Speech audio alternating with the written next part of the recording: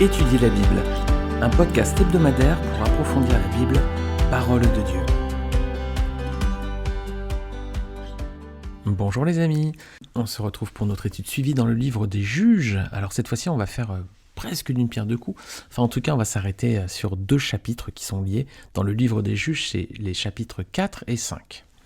Alors dans l'étude du chapitre 3, on avait vu les trois premiers juges en Israël, donc Othniel, Jéhud et Shamgar. Et on avait pu regarder qu'ils symbolisaient différentes approches de la vie chrétienne face au combat spirituel que l'on doit mener. Alors, on va s'arrêter à présent sur les chapitres 4 et 5. Ils nous permettent de découvrir deux nouveaux juges, Déborah et Barak. Alors, je vais en profiter pour répondre à un message que j'ai reçu il y a quelques jours, qui m'a été adressé par Maël. Maël me dit « Bonjour, j'ai découvert les podcasts sur Spotify il y a un mois, depuis je les écoute tous les jours en voiture. Merci pour ces études qui me permettent d'entendre à nouveau la parole dans sa globalité, sa transversalité. » Merci déjà Maëlle pour tes écoutes, sois quand même prudente, et lorsque tu conduis, reste bien attentive à la route, tout ce qui se passe devant toi. Mais merci pour cette écoute donc pendant tes trajets. Alors elle me dit, je n'en suis pour l'instant qu'à l'épisode 77, et je ne sais pas si ça se fait, si ça a déjà été abordé, mais j'aurais souhaité proposer une étude. La question de la place dans la femme se pose beaucoup en ce moment. Femme à la maison, homme au travail, femme s'occupe de la maison, homme ne s'en occupe pas, etc. Mais j'aimerais entendre une étude biblique détaillée à ce sujet pour savoir ce qu'en dit la parole. Si cette étude a déjà été faite, pourriez-vous me donner le numéro d'épisode ? Sinon, serait-il possible d'aborder le sujet ? Je vous souhaite une bonne continuation et que ces podcasts soient encore conduits par Christ. Soyez bénis, Maël. Merci beaucoup Maël pour ta question, alors sois béni également. Effectivement, ça se fait de poser des thématiques, de proposer des thématiques.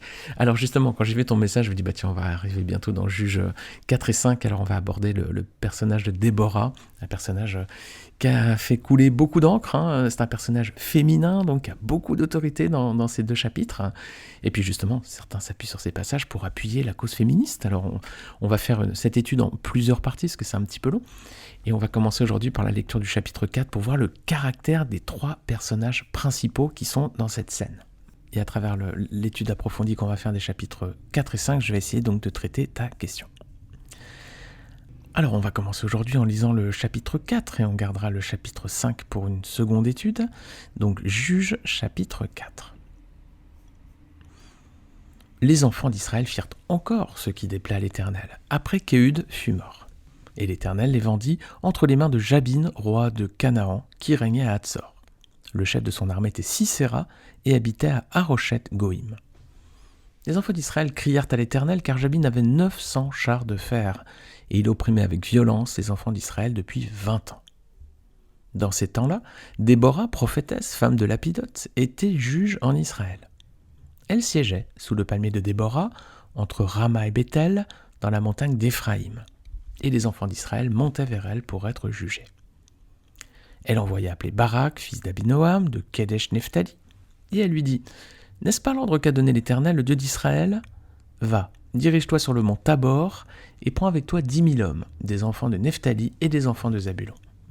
J'attirerai vers toi au torrent de Kisson Sisera, chef de l'armée de Jabin, avec ses chars et ses troupes, et je le livrerai entre tes mains. » Barak lui dit « Si tu viens avec moi, j'irai, mais si tu ne viens pas avec moi, je n'irai pas. » Elle répondit « J'irai bien avec toi, mais tu n'auras point de gloire sur la voie où tu marches, car l'Éternel livrera Sisera entre les mains d'une femme. » Et Déborah se leva, et elle se rendit avec Barak à Kedesh.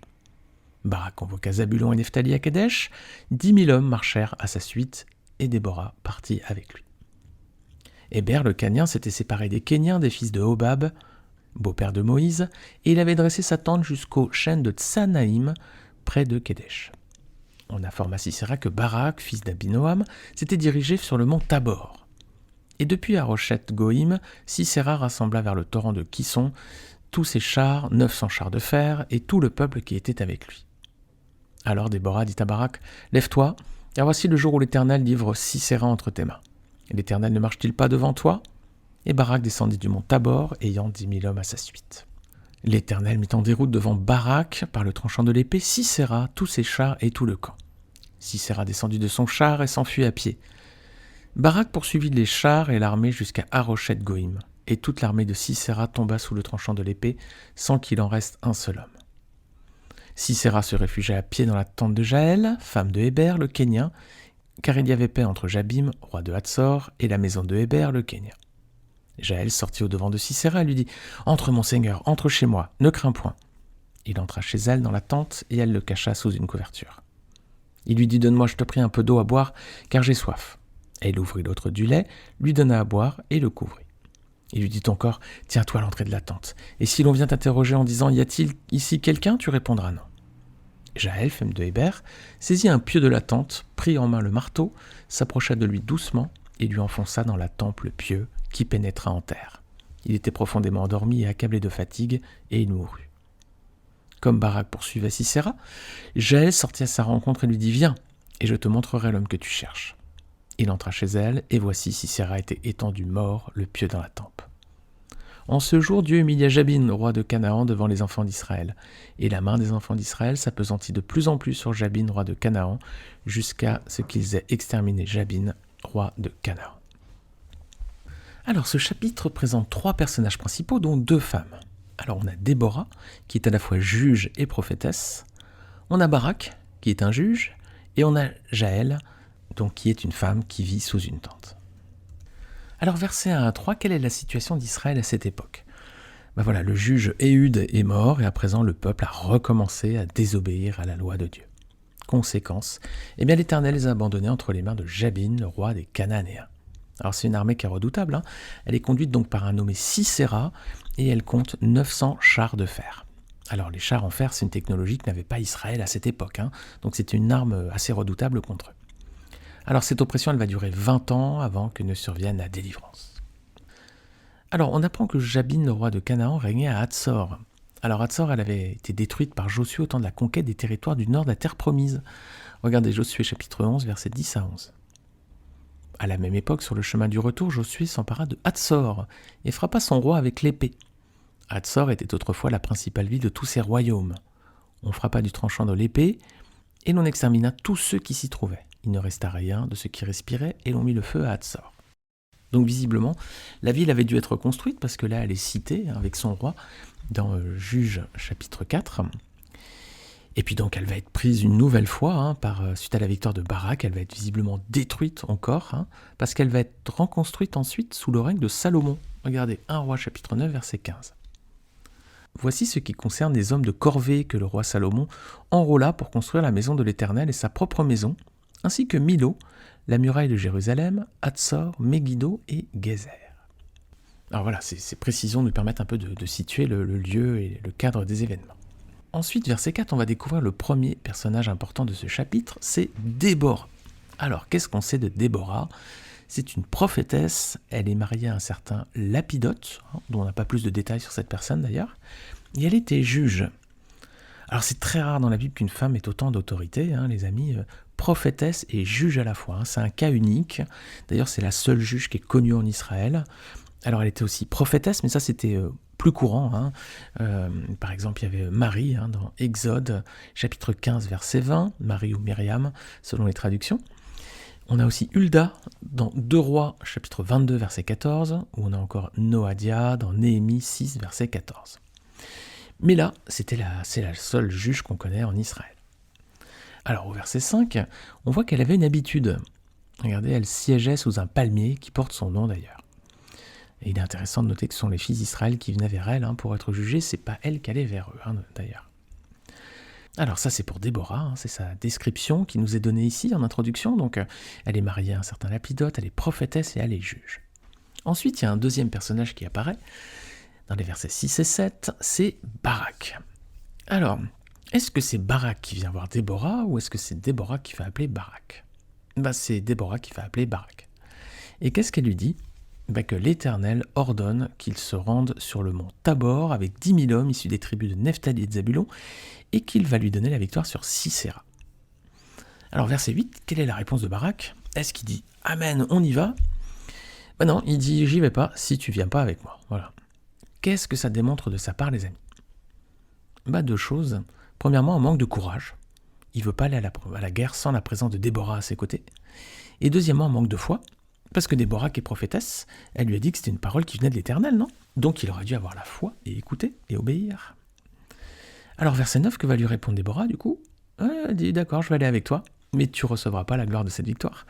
Il va même en recevoir la honte, parce que ça va être une femme qui va vaincre Sisera. C'est ce qu'on va voir dans un petit instant. Alors, verset 10 déjà, est-ce que Barak se montre obéissant cette fois? Oui, il part bien à la guerre, avec 10 000 hommes de Nephtali et de Zabulon, comme l'Éternel l'avait demandé. Donc là, oui, il montre sa foi, finalement. Il y va, il accepte. Et versets 11 à 16, l'Éternel, en réponse, va donner la victoire à Barak. C'est même une victoire éclatante, regardez au verset 15. L'Éternel mettant des routes devant Barak par le tranchant de l'épée, Sisera, tous ses chars et tout le camp. Sisera descendit de son char et s'enfuit à pied. Quelle honte pour un homme de guerre de cette époque de s'enfuir à pied.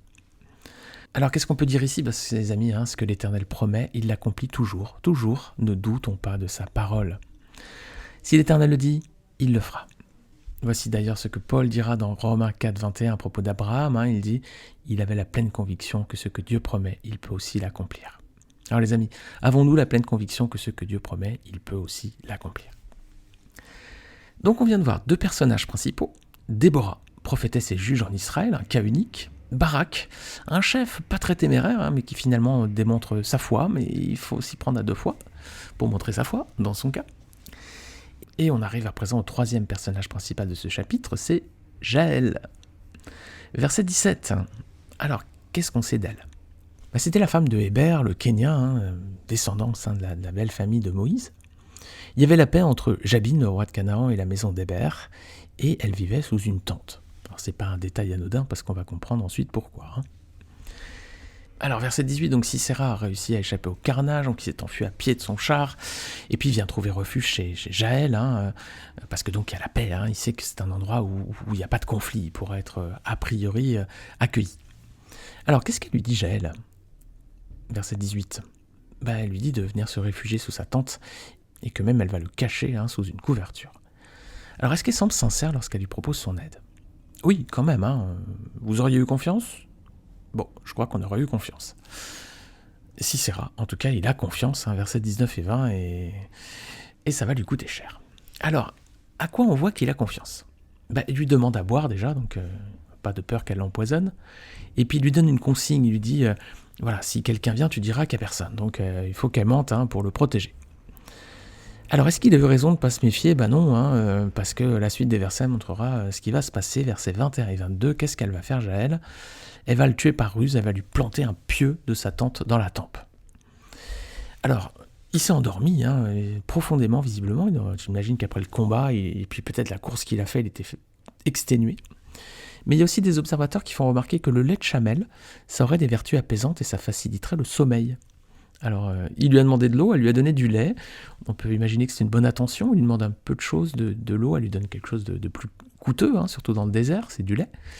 Mais elle avait peut-être une autre intention derrière, peut-être, visiblement. Alors, on va faire une petite parenthèse sur la construction de ce chapitre 4. On va noter deux parallèles. Le texte montre d'un côté Déborah et de l'autre le roi Jabin. Il y en a une, Déborah, qui conduit le peuple d'Israël, et l'autre, Jabin, qui conduit le peuple de Canaan. Ce sont eux qui dirigent, donc on a ce premier parallèle. Et ensuite, on a Barak et Sisera. Tous les deux sont en charge des affaires militaires et ils exécutent les ordres qu'ils reçoivent. C'est un premier parallèle intéressant entre Déborah et Jabin d'un côté, qui conduisent le peuple, et ensuite Barak et Sisera de l'autre, qui sont donc chefs militaires et qui exécutent. L'autre parallèle, ça concerne les chapitres 4 et 3 du livre des juges. Rappelez-vous qu'au chapitre 3, il y a un homme qui était mis en avant, c'était Éhud, un juge. Il était gaucher et il a utilisé la ruse pour tuer le roi de Moab avec une arme en métal. Rappelez-vous, il lui a planté son épée dans le ventre. Et au chapitre 4, regardez bien, c'est une femme cette fois qui est mise en avant. C'est pas Éhud, c'est Jaël. Alors être gaucher, c'est un signe de faiblesse. Alors être une femme aussi, c'est un signe de faiblesse. Et elle aussi, elle va utiliser la ruse pour tuer Sisera également avec une arme en métal. Notez bien les parallèles qui sont intéressants. Si la Bible joue un petit peu avec ces parallélismes, c'est certainement qu'il y a des leçons pour nous à voir. Alors on ferme cette petite parenthèse sur les parallélismes et on va résumer ce chapitre 4 qu'on vient de voir. Donc, on a ici 3 personnages dans cette scène qui s'illustrent par un tempérament bien singulier. Tout d'abord, Déborah, qu'est-ce qu'on peut dire d'elle? C'est un exemple de foi. Déborah, c'est un bel exemple de foi. Elle a eu confiance dans la parole de l'Éternel. Et elle ne doutait pas que l'Éternel accorderait la victoire à Israël devant le roi Jabin et le chef de son armée Sisera. Ensuite, on a Jaël. Jaël, c'est un exemple de courage. Jaël, elle n'a pas eu peur, hein. Elle a pris ses responsabilités lorsque l'occasion s'est présentée, et elle a donc tué l'ennemi d'Israël. Alors, c'est vrai qu'elle trompe Sisera, hein. Ça, c'est pas un joli trait de caractère, on pourrait dire. Mais attention les amis, c'est un contexte particulier, hein, c'est un temps de guerre. Rahab aussi a eu cette attitude avant elle avait menti aussi pour défendre sa famille. Et donc Jaël, dans un contexte un peu particulier, elle a eu la même attitude. Mais pour autant, son comportement n'est pas réprimandable. Hein. Regardez au chapitre 5, c'est le chapitre suivant, verset 24, regardez ce que diront Barak et Déborah dans leur cantique. Ils diront « Béni soit entre les femmes Jaël, femme de Héber le Kénien. Béni soit-elle entre les femmes qui habitent sous les tentes. » Alors, il n'y a que Marie, la mère physique de Jésus, qui a reçu un tel témoignage dans la Bible. Regardez Luc chapitre 1, versets 41-42. Dès qu'Élisabeth entendit la salutation de Marie, son enfant tressaillit dans son sein et elle fut remplie du Saint-Esprit. Elle s'écria d'une voix forte « Tu es bénie entre les femmes et le fruit de ton sein est béni. » Alors on voit que Jaël, elle est mise en avant dans ce passage de la Bible. On voit que son comportement n'est pas répréhensible a priori aux yeux de Dieu. Alors attention, il ne faut quand même pas prendre ce texte pour en faire une doctrine et justifier le fait de mentir et de tromper les autres. C'était un contexte particulier, un temps de guerre. Il ne faut pas penser qu'on peut mentir aux autres, les manipuler, les tromper pour arriver à nos fins. Ce serait extraire une doctrine d'un texte qui serait sorti de son contexte. Alors, on a Déborah, un exemple de foi, Jaël, un exemple de courage, et puis on a Barak, alors lui, qui est un exemple du manque de foi et de courage. Lui, c'est l'inverse. Il ne croit pas dans la parole de l'Éternel, pourtant annoncée par une prophétesse, Déborah. C'est un homme, et pourtant il refuse de se lever pour aller au combat. Manque de courage, là encore. Et là, je vais ouvrir une autre parenthèse. Attention les hommes, le Seigneur veut nous voir à l'œuvre dans les églises, Mais combien d'hommes prennent leurs responsabilités pour servir ? Dans nos églises, on voit souvent qu'il faut appeler les hommes. Où sont les hommes ? Vraiment. Souvent d'ailleurs, il y a 2-3 fois plus de femmes dans les églises que les hommes. On les cherche souvent. Je ne sais pas dans vos assemblées, mais celles que j'ai connues et celles que je fréquente aujourd'hui, les hommes sont vraiment minoritaires. Regardez Ézéchiel, chapitre 22, verset 30. « J'ai cherché parmi eux un homme, mais je n'en ai point trouvé. » Et oui, les amis, où sont les hommes dans les églises ? Alors, il ne croit pas dans la parole de l'Éternel, Barak, c'est un homme et pourtant il ne veut pas aller au combat. Et enfin, il demande à Déborah de venir avec lui sur le champ de bataille, sur la zone de combat. Alors ensuite il marche par la foi, et il fait ce que le Seigneur a dit, donc il entraîne avec lui 10 000 hommes de Nephtali et de Zabulon, et il part au combat. Oui, il marche par la foi, mais quand il y a quelqu'un près de lui qui a une vraie relation avec Dieu, on a l'impression qu'il ne s'appuie pas lui-même sur le Seigneur, il a besoin d'avoir à côté de lui quelqu'un qui est proche de Dieu, donc dans ce cas c'était Déborah. Est-ce que ça nous arrive aussi les amis ? On a la foi un peu vacillante là, et on préfère que d'autres prient pour nous, par exemple, prie pour moi, parce qu'en disant toi tu as une vraie relation avec le Seigneur. Est-ce qu'on fait ça aussi les amis ? La Bible nous alerte, on doit avoir une relation intime et directe avec Dieu, chacun, on ne peut pas passer par d'autres personnes. Regardez Psaume 146, versets 3 à 5. Ne placez pas votre confiance dans les grands, dans les hommes qui sont incapables de sauver, leur souffle s'en va, ils retournent à la terre et leurs projets meurent avec eux. Heureux celui qui a pour secours le Dieu de Jacob, qui met son espoir en l'Éternel, son Dieu.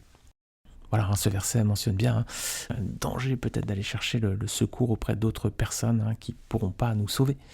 Alors bien sûr, ce verset il va un petit peu plus loin, parce qu'ici on ne parlait pas le fait de s'appuyer sur des frères et sœurs qui peuvent prier pour nous. Ça c'est bon aussi de demander aux frères et sœurs de prier pour nous quand on a des besoins, des épreuves, ou que vraiment on a besoin de leur aide. Mais sinon, il est beaucoup plus sain bien sûr d'avoir une foi ferme et un contact direct entre le Seigneur et nous-mêmes. Alors on arrive à la fin de ce podcast les amis, je déborde, on est déjà à plus de 20 minutes là. Mais pour résumer, on a ici 2 femmes et un homme. 2 exemples et un contre-exemple. On a Déborah qui est un exemple de foi, on a Jaël qui est un exemple de courage, et on a Barak qui est un exemple d'un manque de foi et d'un manque de courage. Et pourtant les amis, Barak, il est mentionné parmi les héros de la foi dans Hébreux 11. Vous savez, dans ce chapitre d'Hébreux, on a la liste des héros de la foi, et Barak est mentionné. Regardez versets 32 à 34. Et que dirais-je encore ? Car le temps me manquerait pour parler de Gédéon, de Barak, de Samson, de Jephthé, de David, de Samuel et des prophètes, qui par la foi vainquirent des royaumes, exercèrent la justice, obtinrent des promesses, fermèrent la gueule des lions, éteignirent la puissance du feu, échappèrent aux tranchants de l'épée, guérirent de leurs maladies, furent vaillants à la guerre, mirent en fuite des armées étrangères. Voilà, comme dans le cas de Barak ici. Alors les amis, on a des faiblesses, on a des lacunes, on a des manques, on a parfois une foi grande comme une graine de moutarde, comme dirait Jésus. On est souvent comme Barak, mais au final, regardez, le Seigneur, il ne retient que les victoires. Même si notre foi est loin d'être exemplaire, est loin d'être à la hauteur de ce qu'il attend de nous, malgré tout, les amis, Dieu ne retient que nos victoires, comme dans le cadre de Barak. Quel encouragement, les amis. Amen. Amen. Alors dans la prochaine étude, on va évaluer le féminisme à la lumière de la Bible en regardant plus en détail le personnage de Déborah. Je vous dis à la semaine prochaine pour cette étude, en attendant que le Seigneur vous comble de sa bénédiction, qu'il vous entoure de toute sa grâce et qu'il vous aide à avoir une foi qui déplace les montagnes. Amen, bonne semaine à tous.